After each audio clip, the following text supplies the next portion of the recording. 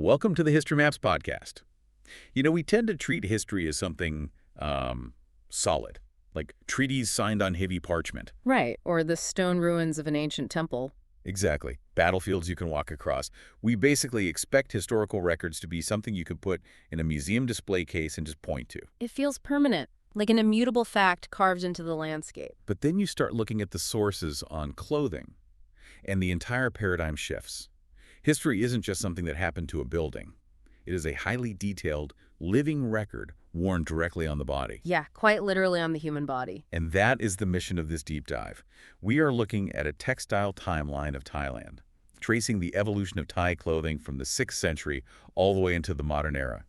We are going to look at how global trade routes, devastating wars, high-stakes diplomacy, and, well, strict royal decrees literally shaped the fabric of a nation. Because clothing in this context is rarely just about staying warm or, covering up, it functions as a highly sensitive barometer for political shifts.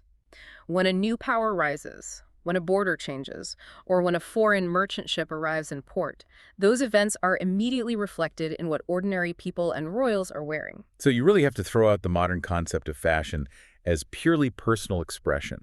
We are talking about geopolitics woven into silk. Absolutely. To understand how deep this goes, we need to start way back in the 6th century, in the era of the early kingdoms. We are looking at a massive sweep of time here, from the 6th to the 15th century. This covers the Dvaravati, Lopburi, and Sukhothai periods. Right, so if we begin with the Dvaravati period, which spans the 6th to the 11th century, the most prominent feature is the maritime trade connection to the Indian subcontinent. So the Indian influence on the aesthetics is pretty heavy. Very heavy. Men during this time wore undergarments that closely mirrored Indian styles. They would pair these with a silk top, though quite frequently they wore no top at all. The sources mention the accessories from this period specifically, too. Colored stones worn as heavy necklaces and thick metal belts used to hold the lower garments up. Those metal belts were functional necessities, right? This is before the advent of elastic or complex tailoring. But they also served as immediate visual indicators of wealth. Like wearing your bank account around your waist. Precisely. Now, for women in the Dvaravati period, the attire was fundamentally about the art of draping.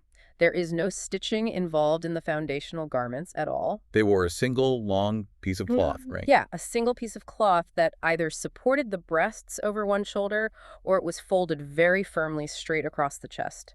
This was paired with a long, unstitched skirt that flowed from the waist down to the ankle, and their jewelry mirrored the heavy metal belts and the colored stones. So we have this draped, Indian-influenced aesthetic, but then the political borders shift. As we move into the Lopburi period from the 7th to the 14th century, the Khmer Empire expands into what is now central Thailand. And the clothing immediately reflects that geopolitical change. It's like an instant visual pivot. It really is. The Khmer influence completely alters the silhouette. Men shift away from the flowing Indian styles and start wearing short sarongs. And these were worn pretty tight, right? Very tight. They were pulled extremely tight around the waist, stopping abruptly at about knee length, and secured with those metal belts again. It is a much more structured, compact look compared to the flowing Dvaravati drapes. And the sources indicate a significant shift for women's daily wear during the Lopburi era as well. Yes, women often went entirely topless during this period. Or, if they didn't, they would wrap a simple cloth around their breasts for support. The lower garment changed drastically, too. They adopted a short sarong. Exactly. And the wrapping technique is highly specific to the Khmer influence. Both ends of the cloth were brought together in the front and tucked in such a way that it created a distinct, thick, vertical stripe effect straight down the center of the body. So it is entirely about how you fold and tuck the fabric. There's no needle and thread happening here. None at all. It's pure structural draping. By the time we reach the 13th to 15th century, we enter the Sukhothai period. This is an era of massive unification. Various Thai city-states are brought together into a single formidable kingdom. And the clothing reflects a new, synthesized identity. We start seeing different cuts. Men begin wearing full-sleeve tops with deep V-necks, and they utilize a cloth brace on their shoulders. And this is also the period where we see a major technological leap in local textile production. The sources mention the introduction of Benjarong cotton. I want to focus on that for a second, because they highlight Benjarong cotton as a major achievement. What exactly made it so special? Well, the word benjerong refers to 5 colors. We are talking about a traditional, highly sought-after cotton that managed to incorporate black, white, red, green, and yellow into a single textile. All 5 on one piece of cloth. Right. To achieve 5 distinct, vibrant colors on one piece of cotton in the 13th century, that requires an incredibly sophisticated understanding of natural dyes, mordants to fix the color so they don't bleed, and complex weaving or printing techniques. It's a massive chemical and artistic undertaking. Exactly. It was a textile that proudly signaled the growing technical mastery of Sukhothai weavers. Women of status would wear long silk sarongs, often painted with intricate floral motifs, paired with full-sleeved silk tops. Married women specifically adopted a custom of wearing a tightly wrapped cloth around the breasts beneath the outer garments. Okay, I need to step back and ask a functional question about these early centuries. Yeah. Looking at the Dvaravati, Lopburi, and Sukhothai periods, the foundational garments for almost everyone are essentially just unstitched, wrapped pieces of cloth. Right. So if there is no distinct tailoring, no specific cut like a modern suit or dress, how did they signal social class? Like, how did a visitor know who was a regional governor and who was a local farmer if everyone is just wrapping a sarong? That is a great question. If we look closely at the sociology of early Southeast Asia, prior to the 20th century, social class was almost never defined by the cut or the stitching of a garment. It was defined entirely by the material itself. Oh, it's the fabric, not the fit. Exactly. The elite possessed imported fabrics. They had the resources to access Chinese silks and finely printed Indian cottons, which were brought in through those lucrative maritime trade routes. Commoners, on the other hand, relied on locally spun materials, primarily coarse, plain cotton. And I imagine the belts played a role here too. Huge role.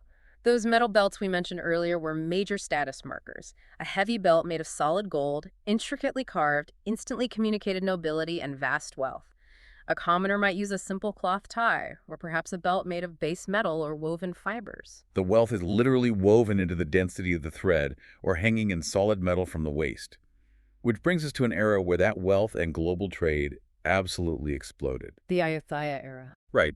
Stretching from the 14th to the 18th century, this is a period of 417 years of immense political stability, where the capital functioned as a massive cosmopolitan hub for global trade. And the sartorial anchor of this entire 4-century span is one specific garment, the Changkraban. The Changkraban is arguably the most defining traditional Thai garment. It is a lower body wrap that was originally adopted from Cambodia, but it became the absolute standard in Ayutthaya. I was reading through the mechanical descriptions and the sources of how you actually put this on, and it is a fascinating piece of engineering. You take a piece of silk or cotton, usually about 3 meters long. Which is a lot of fabric. Yeah, it's huge. You wrap it around the waist, much like a standard skirt. But then you take the excess fabric hanging in the front, roll it tightly together into a bundle, thread that rolled fabric down between the legs, pull it up the back, and tuck it firmly into the back of the waistband. It essentially transforms a flat piece of cloth into a pair of loose, draped breeches. It is brilliant in its utility. It provided unparalleled mobility.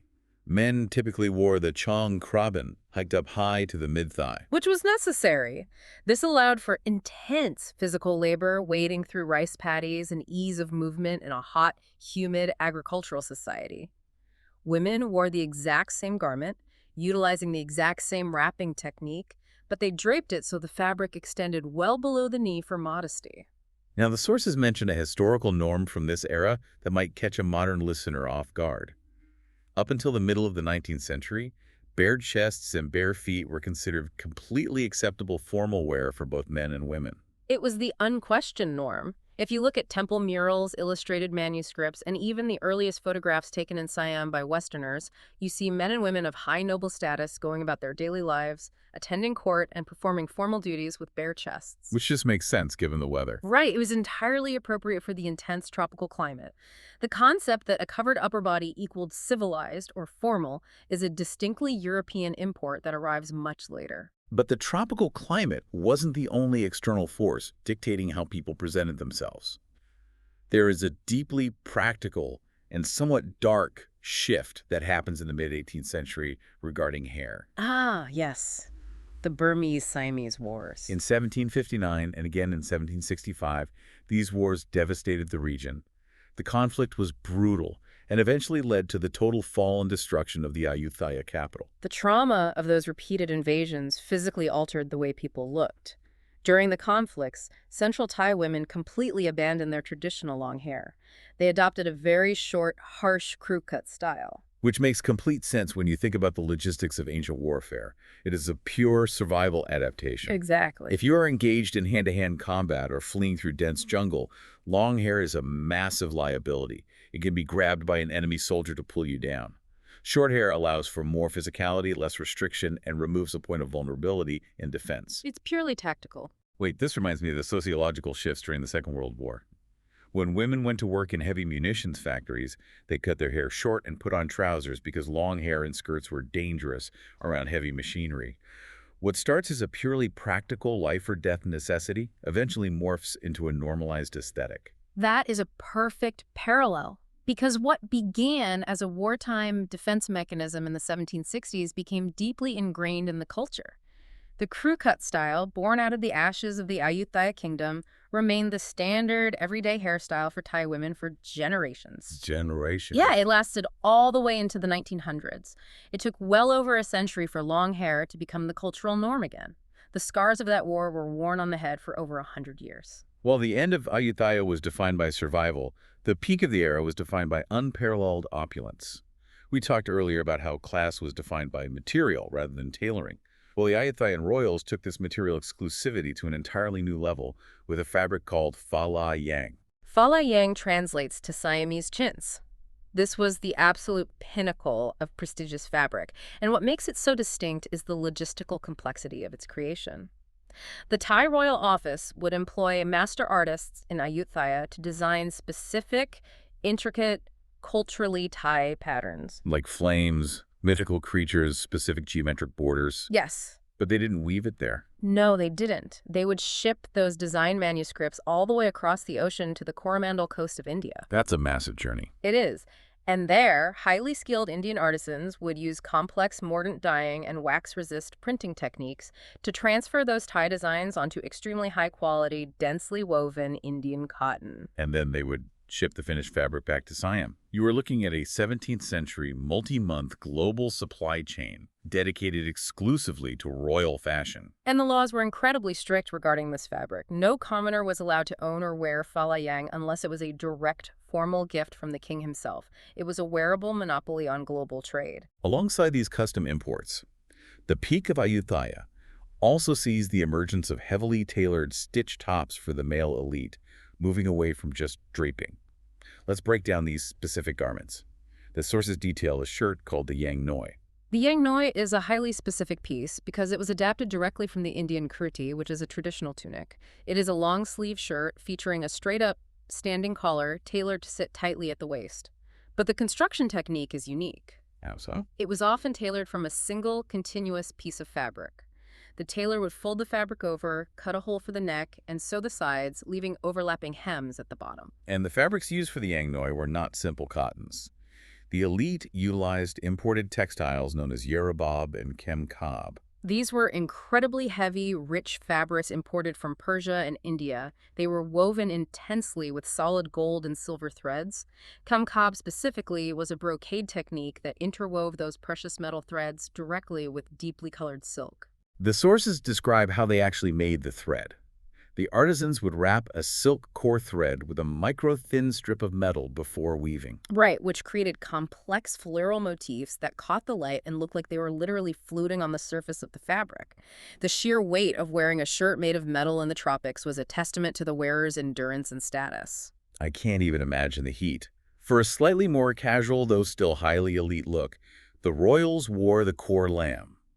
This was a V-neck shirt with distinctively curved hems, also cinched at the waist. Men would layer this over a foundational garment called sanab plau.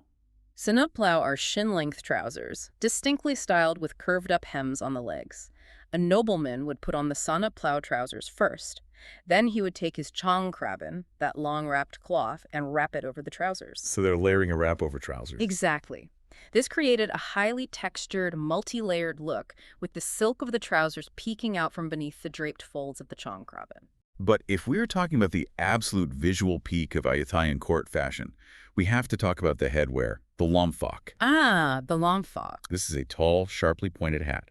It is made of white cloth, meticulously wrapped around a rigid bamboo frame.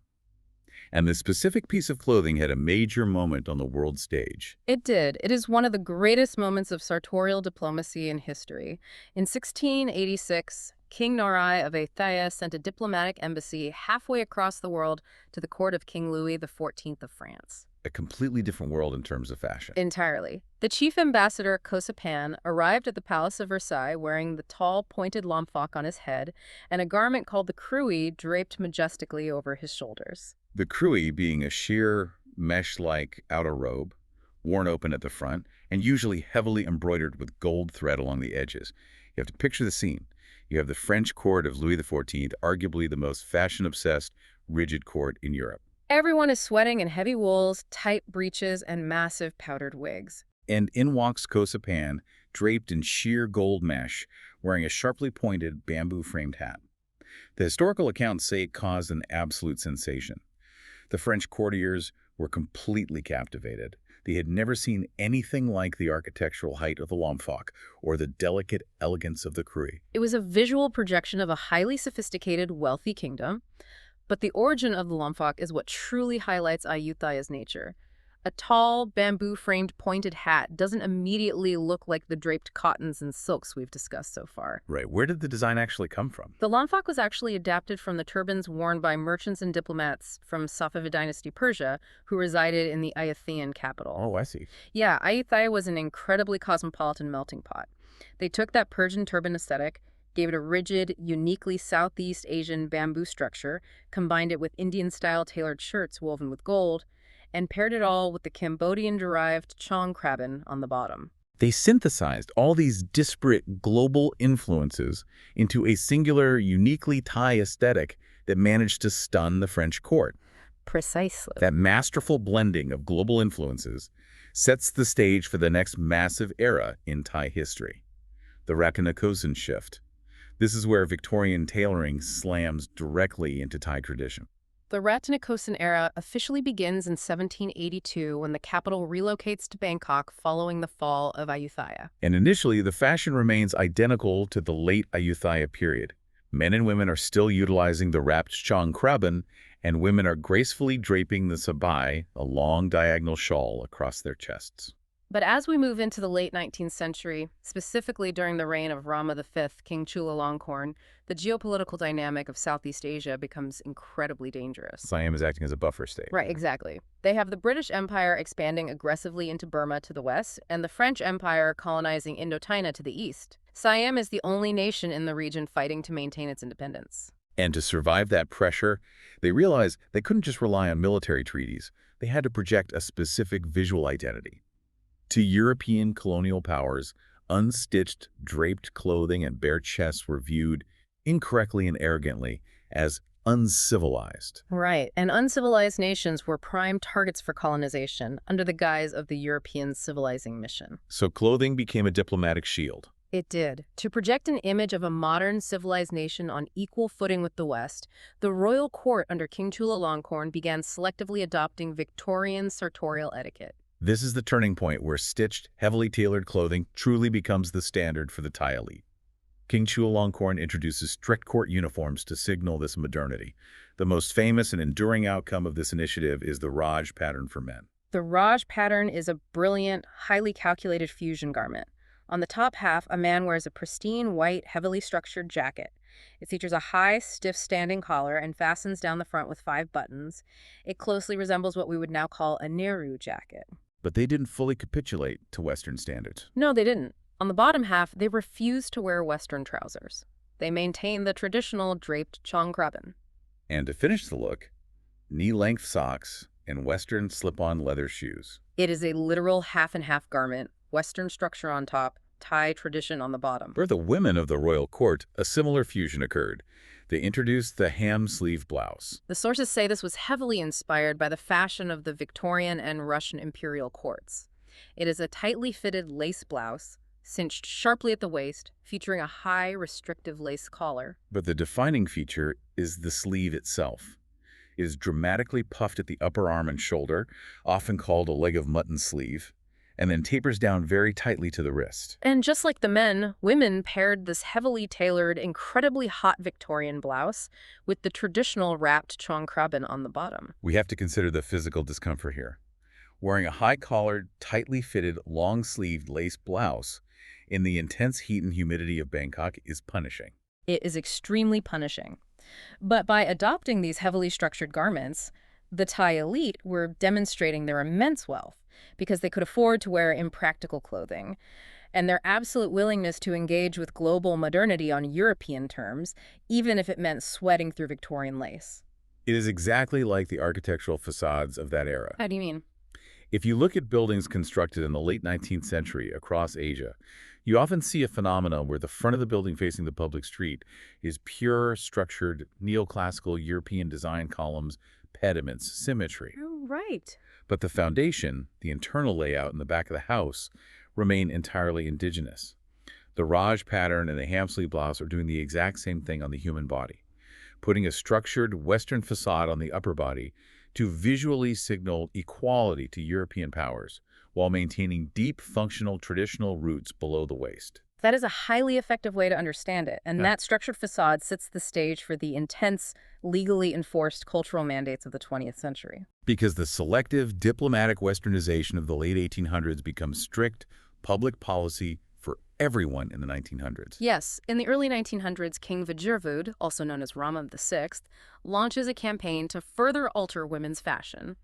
He encourages women to finally grow their hair long again, officially ending that crew-cut tradition that had lingered since the Burmese Wars. He also pushes to replace the wrapped, pant-like chongkraben with the fasin, which is a woven tubular skirt. But the most drastic, controversial shift happens in the 1940s under the government of Field Marshal Plaek Phibinsongkhram. This is a period of intense global conflict. Thailand is experiencing the economic austerity and political turbulence of the Second World War. Yet amidst all this, Phibinsongkhram issues strict cultural mandates forcing Western-style dress in all major cities. He is desperate to enforce a highly modern, unified, and Western-adjacent national identity. The traditional sabai, the beautiful diagonal shoulder drape that women had worn for centuries, is explicitly discouraged in public. The government pushes aggressively for tailored dresses, skirts, hats, gloves, and closed-toe shoes. But there's a massive contradiction in the source material here that we need to address. This was a period of severe wartime austerity. Ready-to-wear, factory-made clothing wasn't really a widespread thing yet in Thailand. Right. If you wanted Western clothes, you had to buy the fabric and go to a dressmaker to get it custom tailored. Right. If the country is facing wartime shortages and economic hardship, how on earth could everyday people possibly afford to comply with a government mandate for custom Western tailoring? The simple answer is they couldn't. The mandates were economically impossible for the majority of the population, and this economic reality created a deeply stratified, three-tiered society in terms of fashion. Walk us through those tiers. Well, at the very top, you had the urban elite, high-ranking government officials, and military wives residing in Bangkok. They had the financial resources and the social pressure to fully embrace the mandated Western style, the tailored dresses, the structured hats, the gloves.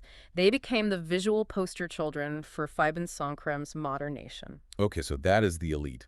What about the middle class, the shopkeepers, the civil servants? The middle class had to innovate out of desperation. They couldn't afford full new wardrobes of custom tailoring, but they still had to interact with government officials or go to public markets where the mandates were somewhat enforced. So what did they do?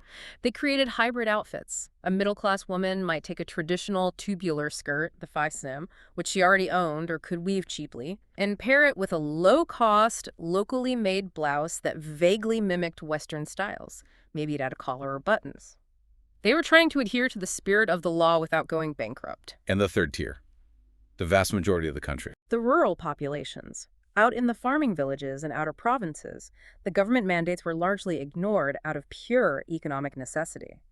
The cost of hiring a dressmaker was astronomical for a rice farmer, Furthermore, wearing a tailored restrictive dress with closed-toe shoes while working in a flooded agricultural field is absurd. Exactly. So rural populations maintained their practical, traditional, hand-woven clothes. They continued wearing the wrapped garments and the loose cottons best suited for their labor and the climate, effectively bypassing the government's sartorial nation-building project entirely. That tension between a government trying to mandate a modern national identity and a population holding on to its traditional heritage leads directly into the 1960s. By this time, Thailand is engaging heavily in post-war global diplomacy. In 1960, King Bhumibol Adulyadej and Queen Sirikit embark on a massive, highly publicized 15-nation-state visit to the United States and Europe. And it was during the meticulous preparations for this monumental tour that Queen Sirikit realized a critical gap in Thailand's cultural presentation. While Western nations had strict, internationally recognized formal dress codes, white tie, black tie, morning suits, Thailand lacked a standardized official national ensemble for women to wear on the global diplomatic stage. The hybrid styles of the past century, or the forced Western dresses of the 1940s, were not culturally cohesive enough to represent the ancient heritage of the kingdom. So Queen Sirikit takes decisive action. She doesn't just hire a designer. She collaborates deeply with historical researchers, academics, and royal artisans to look back through the centuries. Together, they formalize 8 official dresses for women. This resulting collection is known as the Chut Thai Phra Recheneum, and it is a masterclass in blending the historical, unstitched draping techniques from the Ayutthaya and early Rattanakosin periods with modern, structured tailoring so the garments hold their shape at a state dinner. Let's look closely at 4 of the most prominent styles from this collection. First, the Ruyen Tan. The Ruyen Tan is the most casual of the 8 formalized styles. It is named after the teak houses of the Dusit Palace in Bangkok. It consists of a tubular skirt, a sin, typically made of horizontally striped cotton or silk. This is paired with a separate, cleanly tailored, collarless blouse, featuring 5 buttons down the front and 3/4-length sleeves. Because it is comfortable and relatively simple, it is frequently worn today for religious ceremonies or utilized as elegant hospitality uniforms. Moving one step up in formality, we have the Chitralada. The Chitralada serves as the daytime formal attire. Visually, it looks somewhat similar to the Ruyen Tan, but it is always made of much more luxurious silk, often with subtle woven patterns. The blouse features a round neckline with a distinct, modest standing collar.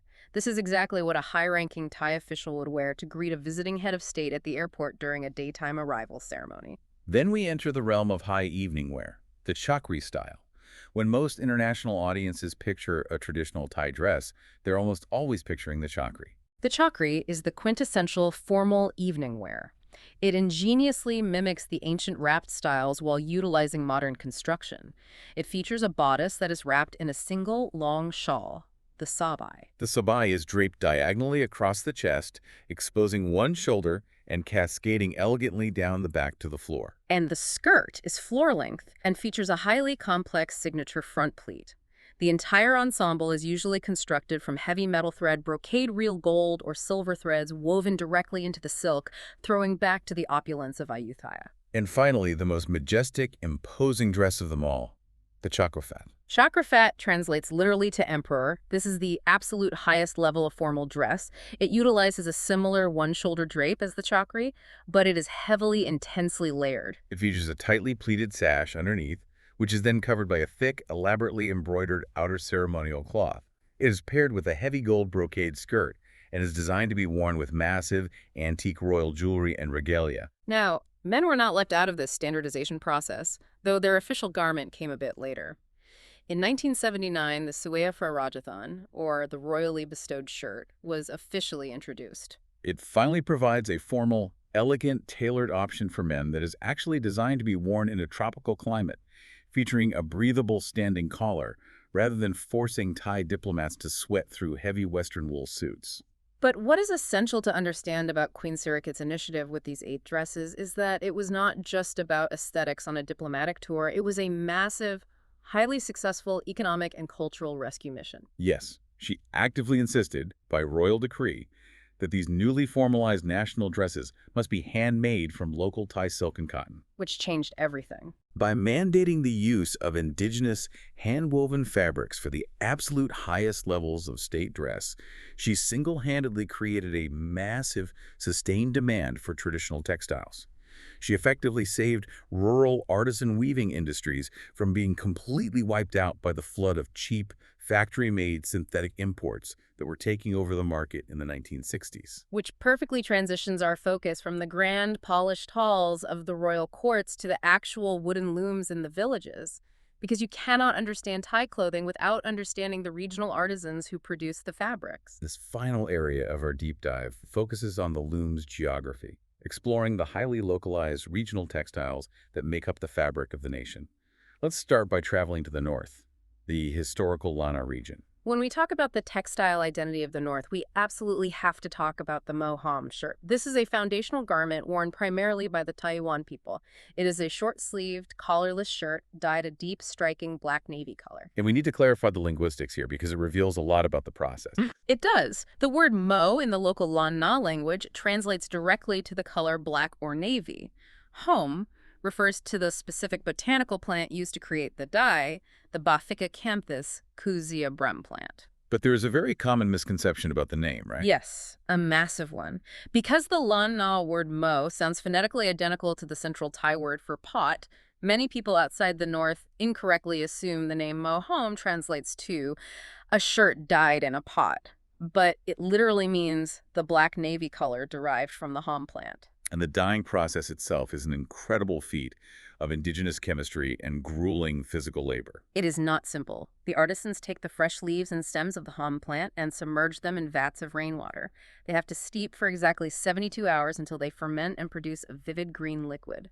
Then the old leaves are manually removed, a fresh batch is added, and it steeps again until the liquid oxidizes and turns a deep navy. But it's not just plant water. They have to alter the pH to make the dye bind to the cotton. They add calcium hydroxide slaked lime and vigorously mix it. Then they add wood ash to the mixture. They take the plain white cotton fabric, dip it into this intense chemical vat, and hang it to air dry. As the dye hits the oxygen, it transforms. And they can't just dip it once. They have to re-dye the fabric 5 or 6 times, entirely by hand, to build up that deep, rich, iconic navy color that won't wash out in the rain.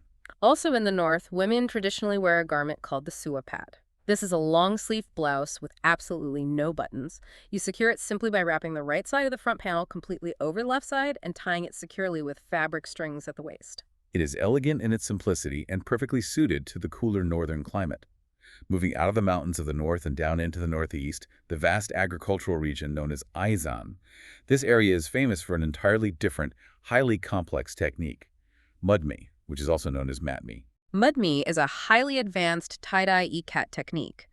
The complexity lies in the fact that the pattern is created before the fabric even exists. Wait, before the fabric exists. Yeah, the weavers take bundles of plain cotton or silk threads and tightly bind specific millimeter-precise sections of those threads using tightly wrapped banana leaf fibers, or sometimes just plastic strings.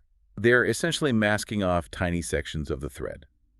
Then they submerge the bundled threads into a dye vat. The bound sections resist the dye and stay white, while the exposed sections take on the color. And then they dry the threads, untie the bindings, rearrange them, tie off new sections, and dye it again in a different color. They repeat this process multiple times to build up a multicolored pattern on the individual threads themselves. And here is where the true mastery comes in. When those dyed threads are finally loaded onto the loom and woven together, the weaver has to align them perfectly. If the math and the binding were correct, the patterns on the threads align row by row to create these beautiful, intricate, slightly blurred geometric shapes. Diamonds, serpents, flowers. It requires a level of spatial visualization that is staggering. The Prey Pan Women's Cooperative in Khon Kaen is particularly famous for weaving these highly textured, completely reversible cottons, using this technique with locally sourced natural dyes. If we travel all the way down to the south of Thailand, the textiles change drastically again, dictated by 2 major factors: the intense equatorial heat and the cultural influence of neighboring Malaysia and Indonesia. Southerners historically prefer very loose, highly breathable cottons. You see a lot of tie-dye cloth, vibrant brocades, and especially batik patterns where hot wax is drawn onto the fabric to resist dyes. It heavily reflects the shared aesthetic and trade routes of the Malay Peninsula. Let's end our regional tour by traveling back up to central North Thailand to Sukhothai, specifically in the Hod-Su subdistrict. This area is home to the Thai Phuan ethnic group, who historically migrated from Laos. They are renowned for weaving something called the Pa Sin Ditin Jok. This translates to the skirt hem. In their tradition, the main body of the tubular skirt is woven relatively simply, but the bottom border, the hem, is woven using a highly intricate, time-consuming technique called jok. I was trying to visualize how jok weaving works based on the sources. Jok is a discontinuous supplementary weft technique. What that means in practical terms is that the weaver does not just throw a wooden shuttle carrying thread all the way across the width of the loom to build up the fabric. Right. Instead, the weaver manually lifts specific individual warp threads and then picks out the pattern using a sharp porcupine quill, or sometimes just their own fingernails. They add colored threads only exactly where the pattern demands it. Wait, if they aren't throwing a shuttle back and forth and they are using a tiny quill to insert individual specks of colored thread on a grid of warp threads, they're essentially plotting pixels on a screen, like digital pixel art, where the weaver uses a porcupine quill to manually place individual pixels of thread to build complex geometric patterns. That is exactly how it functions mechanically. It is analog pixel art. Using this painstakingly slow, completely hand-done method, they create ancient, highly specific motifs. The Kluwer motif, which represents a creeping vine winding its way up the hem, or the Song motif, which depicts two birds facing each other. Because it is done thread by thread, a single skirt hem can take weeks to complete. It is visually stunning and requires immense patience. Absolutely. If we synthesize everything we have explored today, from the 6th century to the modern looms, it becomes incredibly clear that Thai clothing is a living timeline. You can literally trace the entire history of the nation through its fabric. From the simple wrapped silks and heavy gold belts of the early Dvaravati and Lopburi kingdoms, to the stark, practical crew cuts born out of the ashes of the Ayutthaya Wars. We see the ambitions of global diplomacy woven into the Persian-inspired lomfak hat that stunned the French court. We see the desperate geopolitical maneuvering in the architectural half-Western facade of the Victorian Raj pattern. We feel the weight of the strict, austerity-driven mandates of the 1940s, and we see the brilliant, culturally unifying formalization of Queen Sirikit's national costume. And underlying every single one of those royal decrees and political shifts are the regional artisans. From the pungent, fermenting indigo vats of the Lana North, to the mathematical genius of the Isan mud me weavers, to the precise porcupine quill looms of Sukhothai. They're the ones preserving the actual mechanics of this history. They ensure that the history isn't just something read in a book, but something that continues to be made by hand. Which leaves you with one final provocative thought about the future of this ancient craft. While weavers in Hod-Su are still using porcupine quills, current scientific research in Thailand is looking aggressively forward. Textile researchers are actively exploring the use of thick bamboo fiber to produce and develop entirely new types of Thai textiles. They are studying how to extract, soften, and spin this highly sustainable, incredibly fast-growing material into durable, wearable fabrics. It raises a fascinating question for you to consider. As the global climate changes and agricultural sustainability becomes paramount, how will this modern technological innovation in bamboo fiber weave itself into the next century of Thailand's sartorial history? Will the ancient mudme patterns or the intricate jock vines soon be picked out on looms strung with bamboo? It proves that the fabric of history is never truly finished. It is always just waiting for the next thread. Exactly. Thank you for listening. History Maps. Learn history visually.